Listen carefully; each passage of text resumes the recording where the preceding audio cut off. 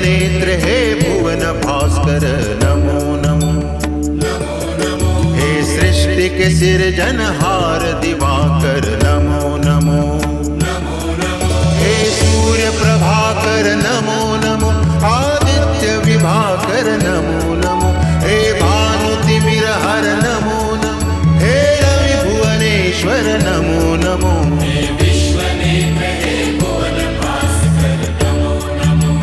नमो नमो। सृष्टि के सिरजनहार दिवाकर नमो नमो। ओम सूर्याय नमो नमः। ओम सूर्याय नमो नमः। ओम सूर्याय नमो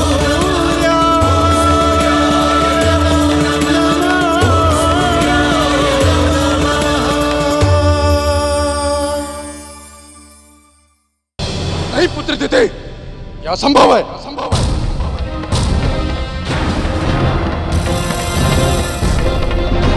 हम पाताल राज विप्रचति के साथ सिंहिका के विवाह की अनुमति नहीं दे सकते।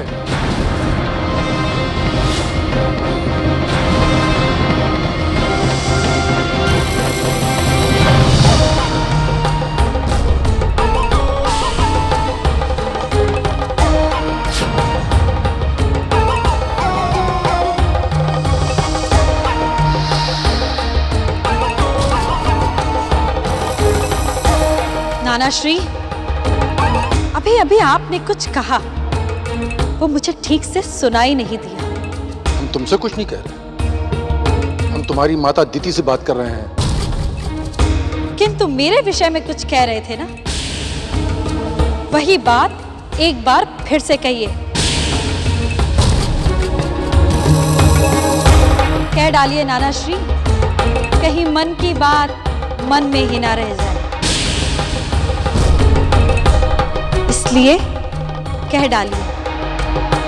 हम कह रहे थे कि हम तुम्हें और पाताल राज के विवाह की अनुमति नहीं दे सकते।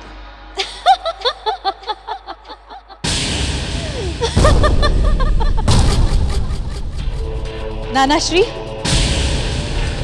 आपको यह भ्रम कैसे हो गया कि हम आपसे अनुमति मांग रहे हैं?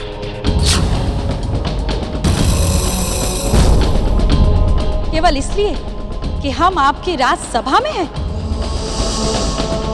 नाना श्री, आपका मान रखकर हम आपको ये सूचित करने आए थे कि हम विवाह कर रहे हैं, किंतु अपना सम्मान मनुष्य के अपने हाथ में होता है। यदि आप अपने शब्दों को पहले तौल लेंगे तो आपका मान बना रहेगा, अन्यथा मेरा और असुर राज विप्रचति का विवाह होने से तो कोई नहीं रोक सकता।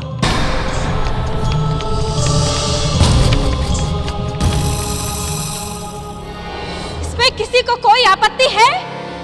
बोलिए अगर किसी को कोई आपत्ति है।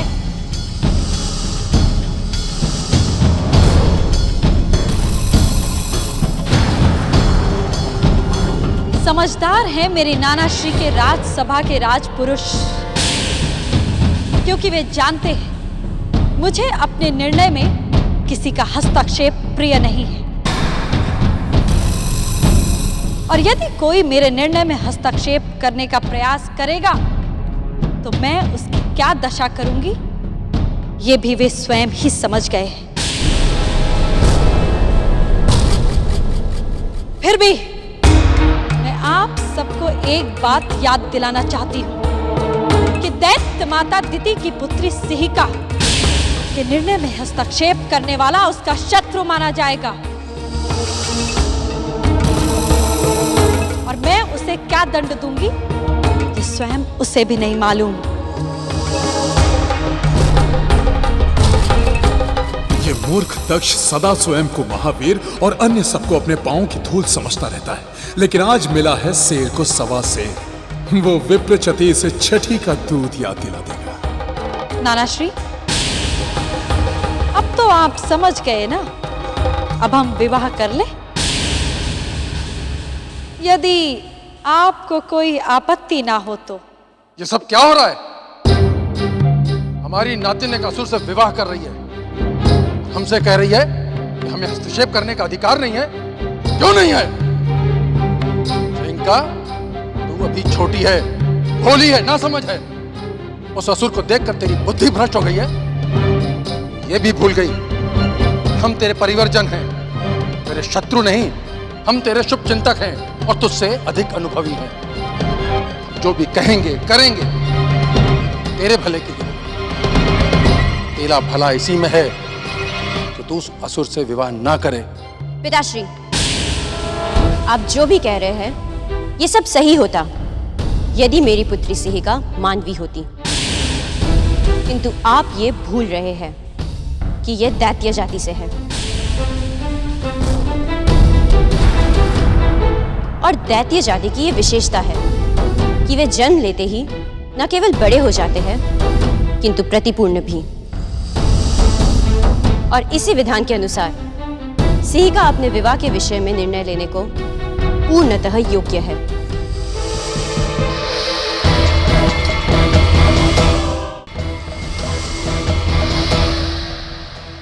हम में से किसी को भी यह अधिकार नहीं कि हम उसके इस निर्णय में हस्तक्षेप करें। पुत्री दिति, तुम भी? तुम तो सदा से हमारी सर्वप्रिय पुत्री रही हो। हम पर सदा आरोप लगता रहा कि हमने तुम्हारे कारण तुम्हारी अन्य बहनों के साथ पक्षपात किया, भेदभाव किया। जीवन में तुमने जो भी चाहा हमने तुम्हें वो लाह कर दिया। किसी वस्तु का अभाव अनुभव नहीं होने दिया हमने तुम्हें।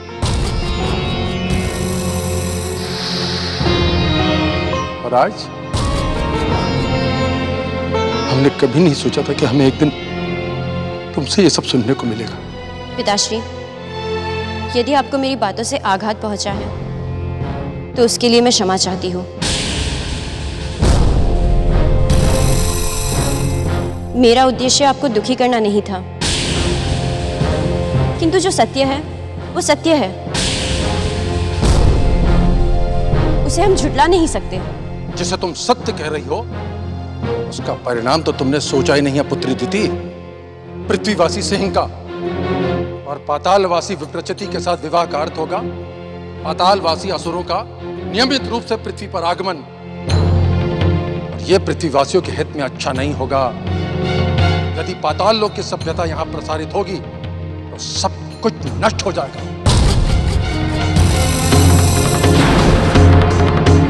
और उस विनाश की उत्तरदायी होगी केवल और केवल तुम, क्योंकि तुम सिंहिका को उस असुर से विवाह करने से रोक नहीं रही। पिताश्री, भविष्य के गर्भ में इतना गहरा देखने की शक्ति मुझ में नहीं है, किंतु शुक्रदेव में ये शक्ति है। और उन्होंने मुझे कहा है कि सिहिका और विप्रचति का पुत्र महाबली होगा और वह सभी सम्मानित लोगों पर विजय प्राप्त कर अपनी माता और मेरी आन को सम्मान के शीर्ष पर पहुंचा देगा। और मेरी आन में आपकी भी तो आन छिपी है पिताश्री। पुत्री दिति, तुम छोटे से स्वार्थ के वश में होकर भविष्य की महत्वपूर्ण और विशाल परिवर्तनों को अनदेखा कर रही हो। छोटा सा स्वार्थ? पिताश्री, मेरा ये छोटा सा स्वार्थ ठीक वैसा ही है जैसा आपका अपने पिताश्री से बैर। बालपन से लेकर सदा मुझे मेरी बहन अदिति से हीन अनुभव कराया गया है। आज मुझे ये अवसर मिला है कि मैं खुद को उससे ऊंचा स्थान दे सकूं। और आप चाहते हैं कि मैं ये अवसर ठुकरा दूं? ऐसा नहीं होगा। सिहिका और विप्रचति के विवाह में कोई अड़चन नहीं आएगा। शुक्राचार्य की भविष्यवाणी सच होकर रहेगी। आप हैं सबके पीछे। धिक्कार है शुक्राचार्य। आप हमें मित्रवर कहते हैं, हमारी मित्रता के लंबे लंबे गीत गाते हैं और हमारी पीठ में छुरा भोंकते हैं। आपका प्रयास यह है कि हमारा परिवार छिन्न भिन्न हो जाए, हम अपनी ही पुत्री और नातिन से सारे संसार के सामने अपमानित हो। किंतु आपका यह षड्यंत्र कभी सफल नहीं होगा।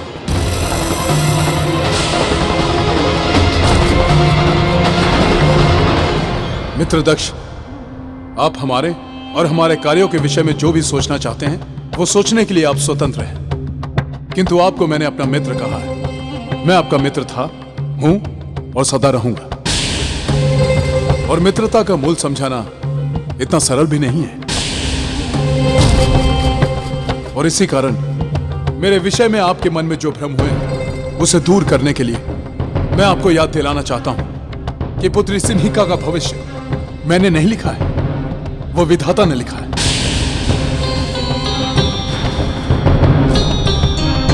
मैंने केवल इनका भविष्य पढ़ा है, और पुत्री सिन्हिका का भविष्य असुर राज विप्रचति के साथ निश्चित है। उसका विवाह उसी के साथ होगा, और यह विधि का लिखा है, इसे कोई नहीं बदल सकता मित्र दक्ष, न मैं न आप। शुक्रदेव, आप हमें चुनौती दे रहे हैं तो स्वीकार हमें आपकी चुनौती।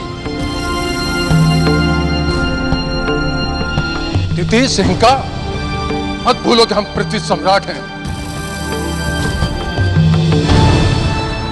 हम भी देखते हैं कि यह विवाह कैसे होगा। सैनिकों, बंदी बना लो इन्हें। स्वामी, होश में आइए। आप आवेश में आकर ऐसी बात कह रहे हैं जो हो नहीं सकती। आपका यह आदेश प्रलयकारी हो सकता है। अपना यह आदेश वापस ले लीजिए। महारानी वीरनी, हमने आपको यह अधिकार कभी नहीं दिया कि आप राज्य कार्य में हस्तक्षेप करें। यदि आप अपना मान बनाए रखना चाहती हैं तो हमारे निर्णय पर उंगली न उठाएं। सैनिकों, बंदी बना लो इन्हें।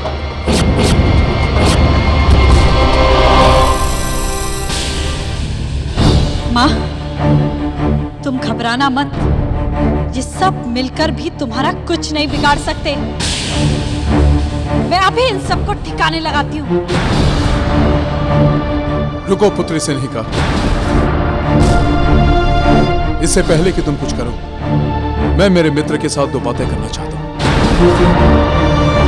मित्र दक्ष, इस समय आप बहुत ही आवेश में आ गए हैं, किंतु मैं आपका मित्र हूं, और मित्र होने के नाते मेरा यह कर्तव्य है कि मैं आपको वो बात याद दिला दूं जो आप क्रोध की आवेग में आकर भूल बैठे हैं। आपकी वास्तविकता हम पहचान चुके हैं शुक्रदेव। आप मित्रता का केवल नाटक करते हैं, किंतु काम शत्रुओं वाले करते हैं। इसलिए अब हमें आपके कोई परामर्श की आवश्यकता नहीं। फिर भी यदि आप हम तीनों को बंदी बनाना चाहते हैं तो बना लीजिए, किंतु एक बात याद रखिएगा, हम तीनों को बंदी बनाने के बाद आप केवल हमसे नहीं किंतु पाताल राज विप्रचति और पूरी असुर जाति के साथ शत्रुता मोल ले रहे हैं।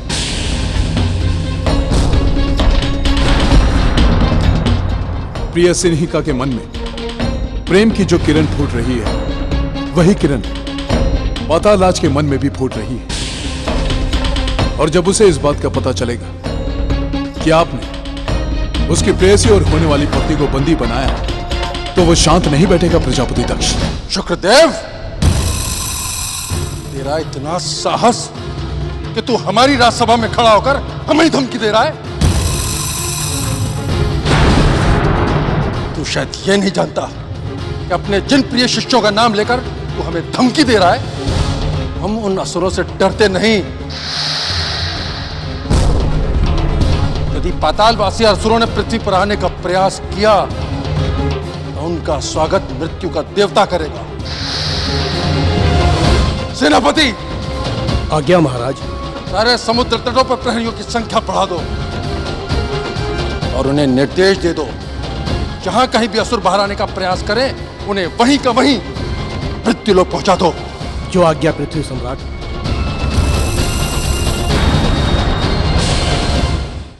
स्वामी, हम इस प्रकरण में कुछ कहना चाहते हैं। क्या कहना है? यदि आप सैनिकों को इन तीनों के पास से हटा दें तो हम इस स्थिति को संभालने का प्रयास करेंगे। सैनिकों, छोड़ दो इन्हें। पुत्री दीदी, माता पिता और संतानों के बीच ये संघर्ष तो शाश्वत है। हमें लगता है कि हम अपने संतानों के भले के लिए काम कर रहे हैं और हमारे संतानों को लगता है कि हम उनसे शत्रुता निभा रहे हैं, किंतु हम ये संघर्ष बढ़ाना नहीं चाहते। इसलिए तुम अपनी पुत्री का विवाह उसकी इच्छा अनुसार जा चाहो करवा सकती हो।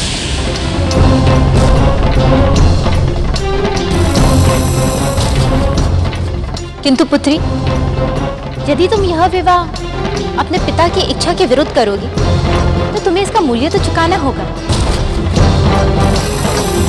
और वह मूल्य यह होगा कि हमारा और तुम्हारा संबंध सदा सर्वदा के लिए समाप्त हो जाएगा।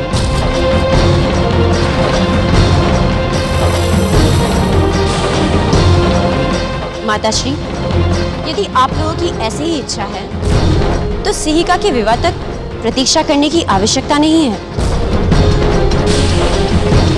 मैं अभी इसी समय आप लोगों से अपने सारे संबंध समाप्त करती हूँ।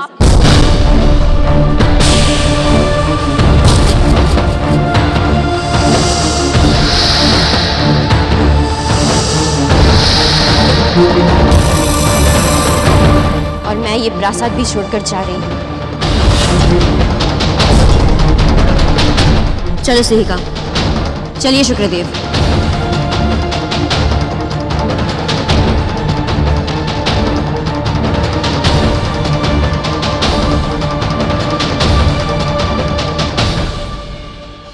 स्वामी, आप दुखी मत होइए।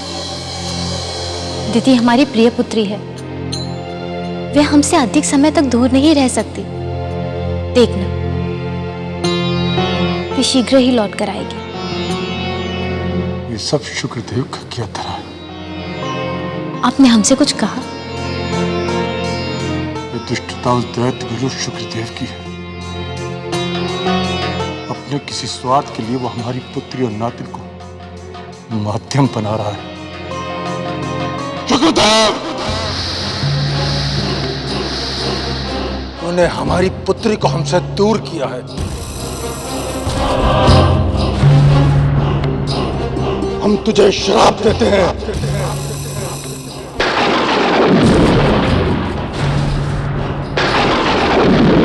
कि तू जीवन भर कभी प्रसन्न न रहे।